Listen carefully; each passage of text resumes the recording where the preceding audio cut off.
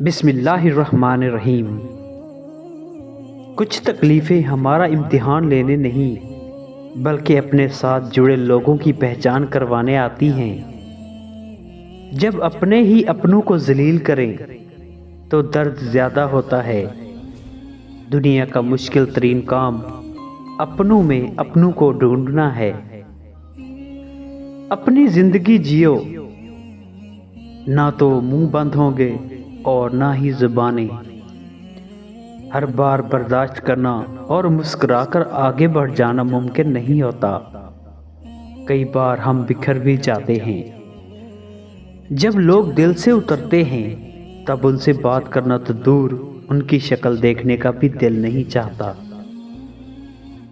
سانپ کو ساری عمر بھی شہد چٹائیں تو بھی وہ زہر تھوکنا نہیں چھوڑتا۔ اس طرح کچھ لوگوں پر چاہے کتنا ہی خلوص لٹائیں وہ ڈسنے سے باز نہیں آتے، کیونکہ فطرت نہیں بدلتی۔ ایسے منافق لوگوں کے ساتھ رہنے سے ہزار درجے بہتر ہے کہ بندہ اکیلا رہ لے، جو اوپر اوپر سے تو پیار جتاتے ہیں اور اندر ہی اندر جڑیں کاٹ رہے ہوتے ہیں۔ کسی کو دکھ دینا ایک قرض ہے جو آپ کو کسی اور کے ہاتھوں ملے گا۔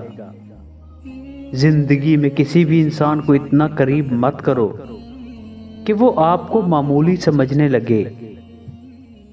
دنیا میں سب سے بڑی کمزوری شرافت ہے، جن کا فائدہ اکثر گھٹیا لوگ اٹھاتے ہیں۔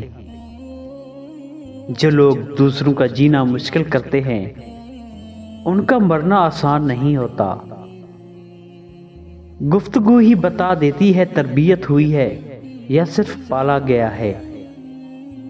کچھ لوگوں کو ہم عزت دینا چاہتے ہیں مگر وہ اپنے رویے سے ثابت کر دیتے ہیں کہ انہیں اس کی ضرورت نہیں۔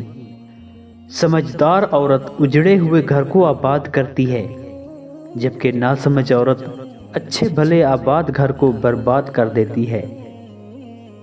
جو عورت شادی کے بعد میکے سے ٹیوشن لیتی ہو وہ طلاق کی ڈگری ضرور حاصل کر لیتی ہے۔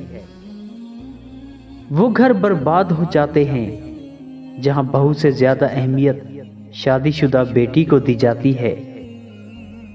ہم نفرتوں کے اتنے عادی ہو چکے ہیں کہ محبت کرنے والے کو بھی شک کی نگاہ سے دیکھتے ہیں۔ چھوٹی سی زندگی نے بڑا سبق دیا، رشتہ سب سے رکھو لیکن امید کسی سے نہیں۔ مرد اپنی جوانی کے اعمال سے اپنی بیٹی کا نصیب لکھ رہا ہوتا ہے۔ میں ایسے رشتوں کو نہیں مانتا جو دکھ درد میں سہارا دینے کے لیے تو غائب ہوں مگر تانے دینے کے لیے سب سے آگے نظر آئیں۔ عورت اگر کسی مرد کو اپنا جسم مفت میں دے دے تو اسے محبت کہا جاتا ہے، اور اگر بدلے میں پیسے لے لے تو اسے فحاشی کہتے ہیں۔